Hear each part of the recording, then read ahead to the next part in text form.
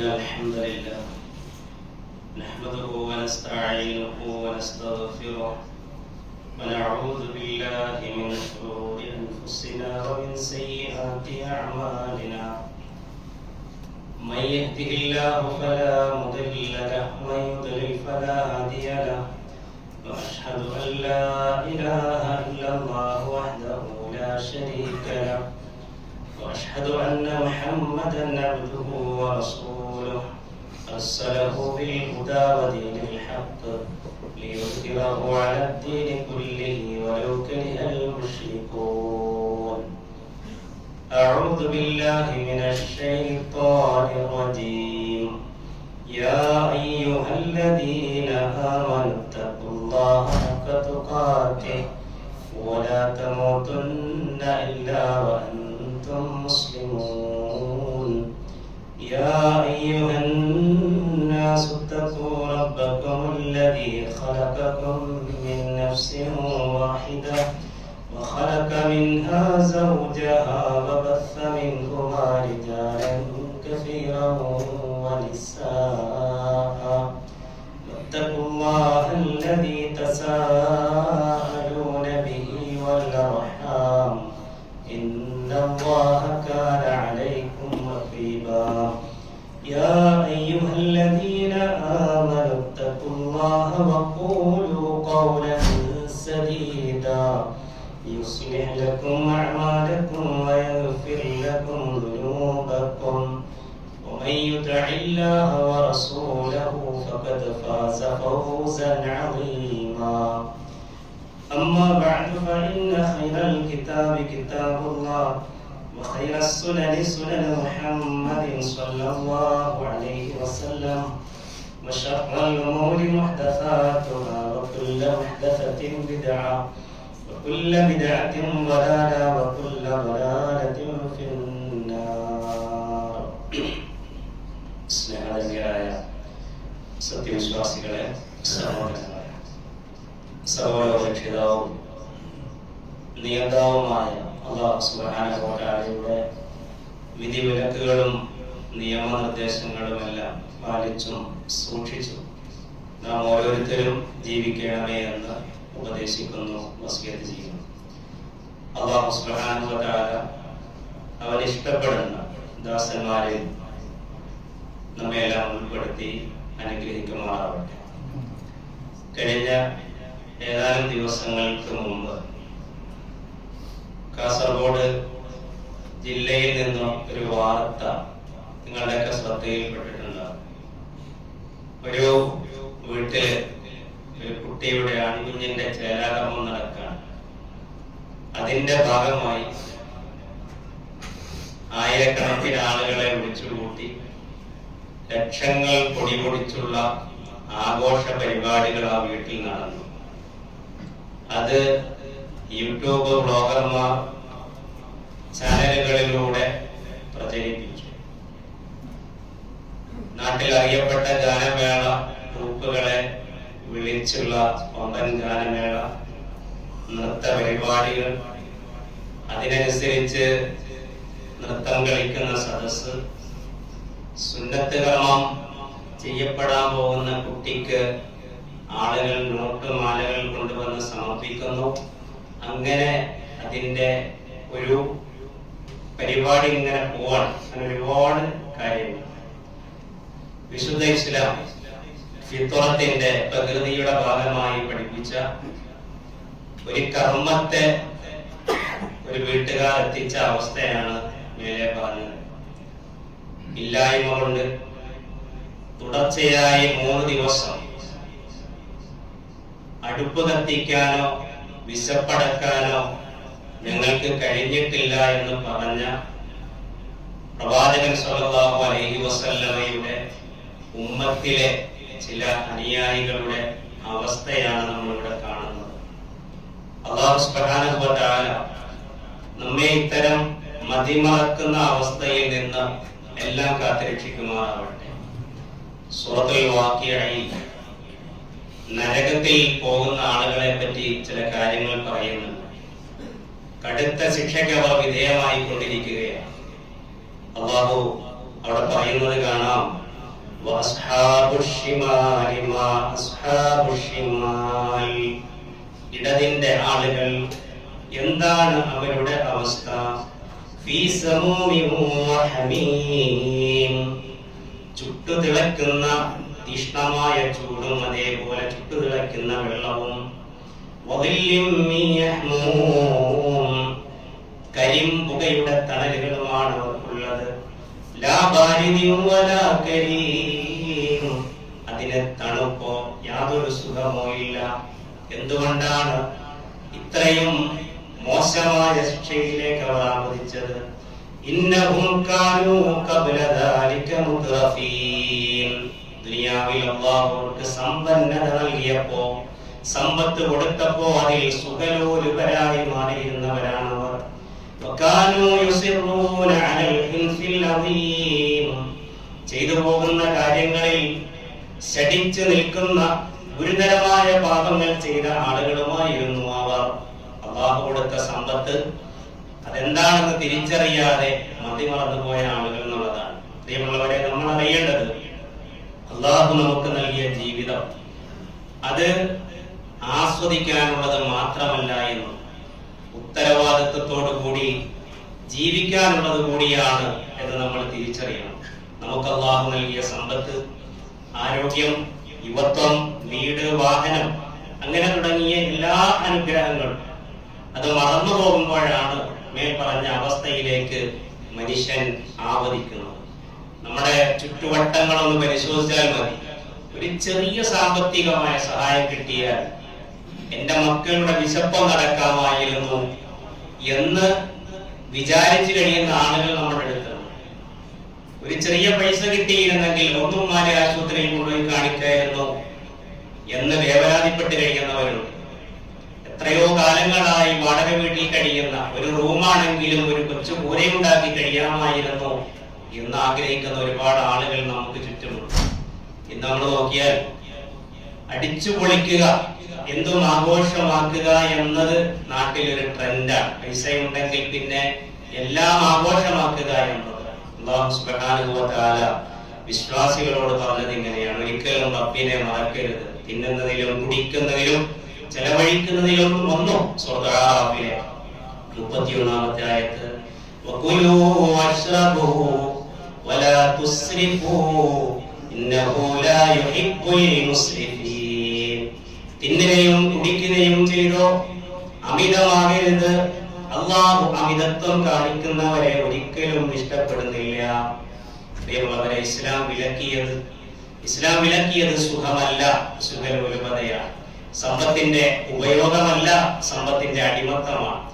ചെലവഴിക്കുന്നതിനെയല്ല ഇസ്ലാം എതിർക്കുന്നത്, ധൂർത്തടിക്കുന്നവരെയാണ്. ധൂർത്തടിച്ച് തീർക്കുന്ന ആളുകളെ അല്ലാഹു പറഞ്ഞത് പിശാചിന്റെ സഹോദരങ്ങളാണ്. വലാ തുബദ്ദിർ തബ്ദീറാ ഇന്നൽ മുബദ്ദിരീന കാനൂ ഇഖ്വാനശ് ശയാത്തീൻ. വലാ തുബദ്ദിർ തബ്ദീറാ, നിങ്ങൾ ഒരിക്കലും ധൂർത്തടിക്കരുത്, ധൂർത്തന്മാരാകരുത്. ഇന്നൽ മുബദ്ദിരീന കാനൂ ഇഖ്വാനശ് ശയാത്തീൻ. ധൂർത്തടിച്ച് തീർക്കുന്ന ആളുകൾ അല്ലാഹുവിന്റെ പ്രിയപ്പെട്ടവരല്ല, റബ്ബിന്റെ ഇഷ്ടക്കാരല്ല. അവന്റെ കൂട്ടുകാരും അവന്റെ സുഹൃത്ത് വലയങ്ങളും പിശാചുക്കളുടേതാണ്, പിശാചുക്കളുടെ സഹോദരങ്ങളാണ് അവർ എന്ന് ശക്തമായി അല്ലാഹു അതിനെ വിലക്കുകയാണ്. നമുക്ക് നമ്മുടെ ജീവിതത്തിൽ ലഭിച്ച ഓരോ അനുഗ്രഹങ്ങളും റബ്ബിന്റെ മുമ്പിൽ നാളെ എത്തുമ്പോൾ ചോദ്യങ്ങൾ ഇങ്ങനെ അടിക്കടി വരും. റസൂൽ പറഞ്ഞത്, വെച്ച കാലൊന്നും നീക്കാൻ പോലും പറ്റാതെ, ആ കാലടികൾ നടക്കാൻ പോലും പറ്റാതെ നിൽക്കുന്ന സമയത്ത് ചോദ്യങ്ങൾ അവിടുന്ന് വരും. നമ്മളിങ്ങനെ ജീവിച്ചുകൊണ്ടിരിക്കല്ലേ, ഈ ആയുഷിനെ പറ്റിയുള്ള ചോദ്യം, ഫീമാ അഫ്നാഹു വഅൻ ഇൽമിഹി ഫീമാ ഫഅൽ. ഇതുപോലെയുള്ള ഖുതുബകളിൽ നിന്നും ക്ലാസുകളിൽ നിന്നും കിട്ടുന്ന ഇൽമുകളുണ്ടല്ലോ, അത് നീ എങ്ങനെ പ്രവൃത്തി പദത്തിൽ കൊണ്ടുവന്നു എന്ന്. വഅൻ മാലിഹി മിൻ ഐന കസബഹു ഫീമാ അൻഫഖ്തഹു. പോക്കറ്റിൽ കിടക്കുന്ന പണത്തെ പറ്റി, അക്കൗണ്ടിൽ കിടക്കുന്ന പണത്തെ പറ്റിയുള്ള ചോദ്യം വരും. അത് വന്ന വഴി ഏതാണ്, അത് പോയ വഴി ഏതാണ് എന്ന്, ചെലവഴിച്ചത് എങ്ങനെയെന്ന്. വഅൻ ജിസ്മിഹി ഫീമാ അബ്ലാഹു. അല്ലാഹു തന്ന അനുഗ്രഹീതമായ ആരോഗ്യകരമായ ഈ ശരീരം എങ്ങനെ നീ അത് കൊണ്ടുപോയി എന്ന്, എങ്ങനെ വിനിയോഗിച്ചു എന്നുള്ള ചോദ്യം ഉണ്ടാകും എന്ന് റസൂലുള്ളാഹി സ്വല്ലല്ലാഹു അലൈഹി വസല്ലം പറഞ്ഞു. ചില ആളുകൾ പണം കിട്ടുമ്പോൾ പറയും, എന്റെ പൈസയാണ്, എനിക്ക് ഇഷ്ടമുള്ളത് പോലെ ഞാനത് ചെലവഴിക്കും, നീ എന്തിനത് ചോദ്യം ചെയ്യുന്നു? ഈ ചോദ്യം അപകടകരമാണ്, അഹന്തയുടെ ചോദ്യമാണത്. കാരണം സമ്പത്തിന്റെ ഉടമ മനുഷ്യരല്ല, സമ്പത്തിന്റെ ഉടമ റബ്ബാണ്. അള്ളാഹു നമ്മെ ഏൽപ്പിച്ച അമാനത്താണ് സമ്പത്ത് എന്ന് പറയുന്നത്.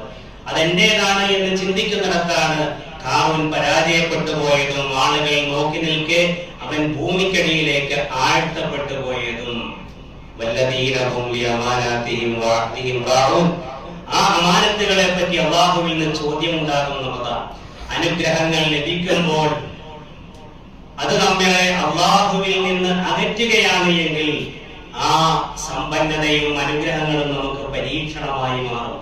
ഇന്ന് നമ്മളിൽ പല ആളുകളും പറയുന്നുണ്ട്, കുറച്ചൊന്ന് ആസ്വദിക്കട്ടെ, കുറച്ചുകൂടി ഒന്ന് പണം ഉണ്ടാക്കട്ടെ, കുറച്ചുകൂടി ഒന്ന് സൗകര്യങ്ങൾ ഉണ്ടാക്കട്ടെ എന്ന്. പ്രിയമുള്ളവരെ, മരണം വന്ന മുമ്പിൽ നിൽക്കുമ്പോ ആ മരണം നമ്മളോട് ചോദിക്കില്ല, നിനക്കിനി എന്തെങ്കിലും ആസ്വദിക്കാൻ ബാക്കിയുണ്ടോ, നിന്റെ ആഗ്രഹങ്ങളും സ്വപ്നങ്ങളും പൂർത്തിയായോ എന്നൊരു ചോദ്യം ഉണ്ടാവുകയില്ല.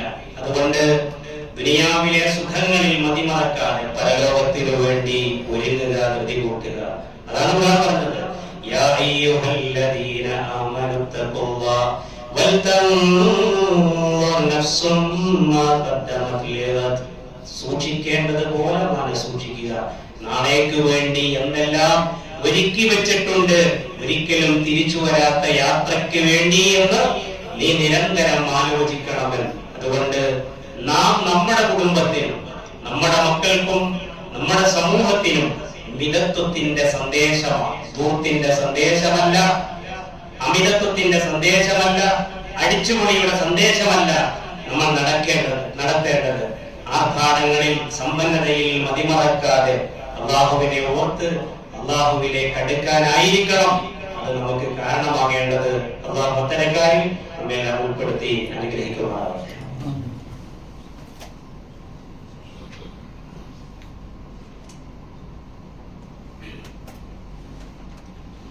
അൽഹംദുലില്ലാഹ് വസ്സലാത്തു വസ്സലാമു അലാ റസൂലില്ലാഹ് വഅലാ ആലിഹി വസ്വഹ്ബിഹി അജ്മഈൻ. അമ്മാ ബഅദ്. ഇത്തഖുല്ലാഹ ഇബാദല്ലാഹ്. അല്ലാഹു സുബ്ഹാനഹു വ തആലയുടെ വിധിവിലക്കുകളും നിയമനിർദ്ദേശങ്ങളും അനുസരിച്ച് ജീവിക്കാനാണ് ഒരിക്കൽ കൂടി വസിയത്ത് ചെയ്യുന്നു, ഉപദേശിക്കുന്നു. അല്ലാഹു സുബ്ഹാനഹു വ തആല ഈമാനുള്ള ഒരു ജീവിതം നയിക്കാൻ നമുക്കെല്ലാം തൗഫീഖ് പ്രദാനം ചെയ്യുമാറാവട്ടെ.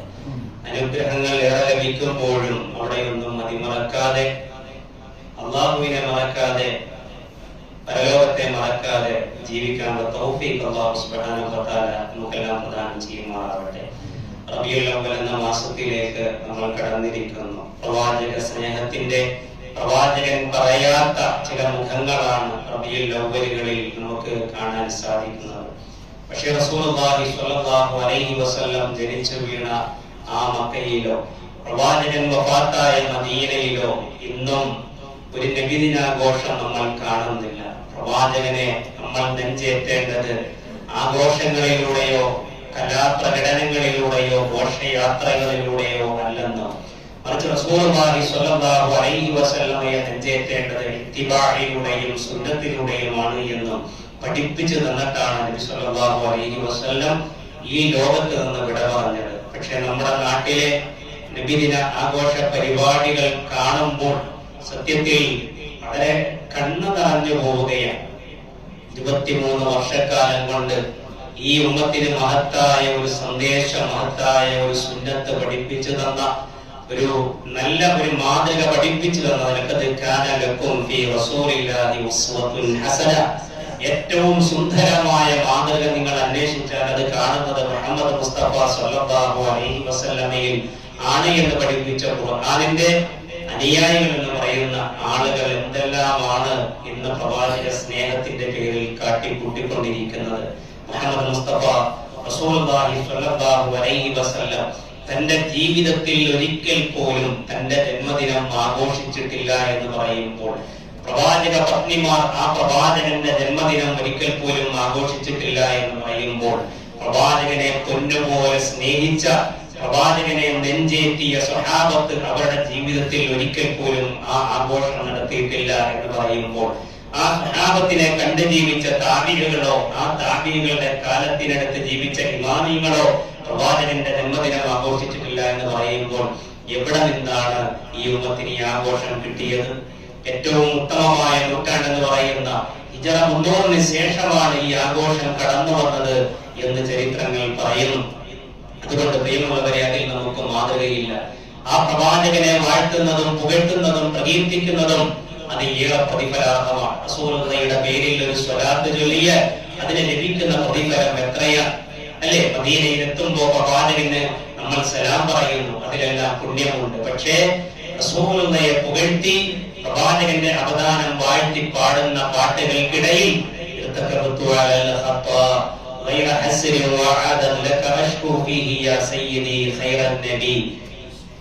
കുറ്റമെന്നൊരു വാഹനമിൽ അറ്റമില്ല ഞാൻ കയറി അങ്ങയോടന്യായം ഞാൻ സയ്യിദി ഖൈറൻ നബി എന്ന് പ്രവാചകനോട് ആവലാതി പറയുന്ന, പാപങ്ങൾ ഏറ്റെടുക്കണമേ എന്ന് തേടുന്ന, ഞങ്ങളെ കൈവിടരുതേ എന്ന് പ്രവാചകനോട് തേടുന്ന വരികൾ മനുഷ്യരെ എത്തിക്കുന്നത് ആത്യന്തികമായ അപകടത്തിലേക്കും നരകത്തിലേക്കുമായിരിക്കും. അത് നമ്മൾ തിരിച്ചറിയുകയും പ്രവാചക സുന്നത്തിന്റെ യഥാർത്ഥ സ്നേഹികളായി നമ്മൾ മാറുവാൻ ശ്രമിക്കുകയും ചെയ്യുക. റസൂലുള്ളാഹിനെ പുകഴ്ത്തുന്നിടത്ത് കാണാം, അസ്സലാമു അലൈക യാ മാഹി അദ്ദുനൂബി അസ്സലാമു അലൈക യാ ജാലിൽ ഖുറൂബിയ. ശിർക്കിന്റെ വരികളാ പാപങ്ങളെ മായ്ച്ചു കളയുന്ന, പ്രയാസങ്ങളെ ഏറ്റെടുക്കുന്ന പ്രവാചകനെ എന്ന് പ്രവാചകനെ വിളിച്ചുകൊണ്ട് റസൂലുള്ളാഹിക്ക് സലാം പറയുന്ന വരികൾ അത് റസൂലുള്ളാഹി പഠിപ്പിച്ചു തന്ന വരികളല്ല. അതുകൊണ്ട് പ്രവാചക സ്നേഹം എന്ന് പറയുന്നത് ഒരു മാസം മാത്രം നിലനിൽക്കേണ്ടതല്ല, ജീവിതത്തിന്റെ അവസാന നിമിഷങ്ങൾ വരെ നിലനിൽക്കേണ്ടതാണ് എന്നും ഇത്തിബാഇലൂടെയാണ് അത് പൂർണ്ണത കൈവരിക്കുന്നത് എന്ന് നമ്മൾ തിരിച്ചറിയുകയും പ്രവാചകനെ നെഞ്ചേറ്റാൻ, പ്രവാചക സുന്നത്തിനെ നെഞ്ചേറ്റാൻ നമ്മൾ ഓരോരുത്തരും തയ്യാറാവുകയും ചെയ്യുക. പ്രവാചകൻ അവസാന നിമിഷങ്ങൾ പറഞ്ഞതാ, നിങ്ങൾ ഒരിക്കലും യഥാർത്ഥ റൂട്ടിൽ നിന്ന് തെറ്റുകയില്ല. തറത്തു ഫീകും അംറൈൻ ലൻ തദില്ലു മാ തമസ്സക്തും ബിഹിമാ കിതാബുല്ലാഹി വസുന്നതി. എന്റെ പ്രിയപ്പെട്ട ഉമ്മത്തെ, നിങ്ങൾ വഴിതെറ്റാതിരിക്കാൻ ഖുർആനും സുന്നത്തും വിട്ടേച്ചു പോവുകയാണ്, അത് നിങ്ങൾ മുറുകെ പിടിക്കണമെന്നാണ്. അബ്ദു ബിൻ നവാജിദ്, നിങ്ങൾ അണപ്പല്ലുകൾ കൊണ്ട് നിങ്ങൾ കടിച്ചു പിടിക്കുക എന്നുള്ളതാണ്. സുന്നത്ത് ഏറ്റെടുക്കുന്ന ആളുകൾ, സുന്നത്തനുസരിച്ച് ജീവിക്കുന്ന ആളുകൾ അന്ത്യദിനത്തോടടുക്കുമ്പോൾ തീക്കട്ട കയ്യിൽ പിടിച്ചവനെ പോലെ പരീക്ഷിക്കപ്പെടും എന്നുള്ളതാണ്. റസൂലുള്ളാഹി പറഞ്ഞു, സുന്നത്തിനെ സ്വീകരിക്കാനും ഏറ്റെടുക്കാനും ആളുകൾ ഉണ്ടാവുകയില്ല, അവിടെ സുന്നത്തിനെ മുറുകെ പിടിക്കുന്നവരാണ് യഥാർത്ഥ വിജയത്തിന്റെ കക്ഷിയെന്ന് നബി സല്ലല്ലാഹു അലൈഹി വസല്ലം സന്തോഷ വാർത്ത അറിയിച്ചിട്ടാണ് ഈ ലോകത്ത് നിന്ന് വിട പറഞ്ഞിട്ടുള്ളത്. ആ പ്രവാചകനെ പൂർണ്ണമായും ഇത്തിബാ ചെയ്യുന്നവരായി നമ്മൾ ഓരോരുത്തരും മാറുക. റബ്ബ് നമുക്ക് നൽകിയ അനുഗ്രഹങ്ങൾ, ആ അനുഗ്രഹങ്ങളെ തിരിച്ചറിഞ്ഞ് അല്ലാഹുവിനെ ശുക്ർ ചെയ്യുന്ന ദാസന്മാരായി തീരാൻ നമ്മൾ ഓരോരുത്തരും പരിശ്രമിക്കുക. അനുഗ്രഹങ്ങളിൽ റബ്ബിനെ മതിമറക്കാതിരിക്കുക. അങ്ങനെയുള്ളവരിൽ അല്ലാഹു നമ്മയെല്ലാം ഉൾപ്പെടുത്തി അനുഗ്രഹിക്കുമാറാവട്ടെ. യഥാർത്ഥ പ്രവാചക സ്നേഹികളായി മാറാൻ അല്ലാഹു നമുക്ക് തൗഫീഖ് ചെയ്യട്ടെ. എല്ലാവിധ ബിദ്അത്തുകളിൽ നിന്നും അല്ലാഹു നമ്മയും നമ്മുടെ സമൂഹത്തെയും കാത്തുരക്ഷിക്കുമാറാവട്ടെ. പ്രയാസങ്ങൾ കൊണ്ട് ബുദ്ധിമുട്ടുന്ന ഒരുപാട് ആളുകളും അല്ലാഹുവിന്റെ പ്രയാസങ്ങളെല്ലാം ദൂരീകരിച്ചു കൊടുക്കട്ടെ. രോഗക്കിടക്കയിൽ കഷ്ടപ്പെട്ട് പ്രയാസപ്പെട്ട് ബുദ്ധിമുട്ടി കഴിയുന്ന ഒരുപാട് രോഗികളുണ്ട്. നമുക്ക് വേണ്ടപ്പെട്ടവർ, പ്രിയപ്പെട്ടവർ, അല്ലാഹുവർക്കെല്ലാം പൂർണ്ണമായ ശിഫ പ്രദാനം ചെയ്യട്ടെ. അല്ലാഹുവിന്റെ കല്യാണമെത്തി നമുക്ക് മുമ്പേ യാത്രയായ നമ്മുടെ പ്രിയപ്പെട്ട ഉമ്മമാർ, ഉപ്പമാർ, വേണ്ടപ്പെട്ടവർ, അല്ലാഹുവർക്കെല്ലാം മഗ്ഫിറത്തും റഹ്മത്തും പ്രദാനം ചെയ്യട്ടെ. നാളെ സ്വർഗ്ഗത്തിൽ ഒത്തുചേരാനുള്ള മഹാഭാഗ്യം അല്ലാഹു നമുക്കെല്ലാം പ്രദാനം ചെയ്യട്ടെ. اللهم اغفر للمؤمنين والمؤمنات والمسلمين والمسلمات الأحياء منهم والأموات. اللهم أجرنا من النار، اللهم أجرنا من النار، اللهم أجرنا من النار. ربنا توفنا مسلمين وألحقنا بالصالحين. ربنا لا تجعل في قلوبنا غلا للذين آمنوا ربنا إنك رؤوف رحيم. سبحان ربك رب العزة عما يصفون وسلام على المرسلين والحمد لله رب العالمين.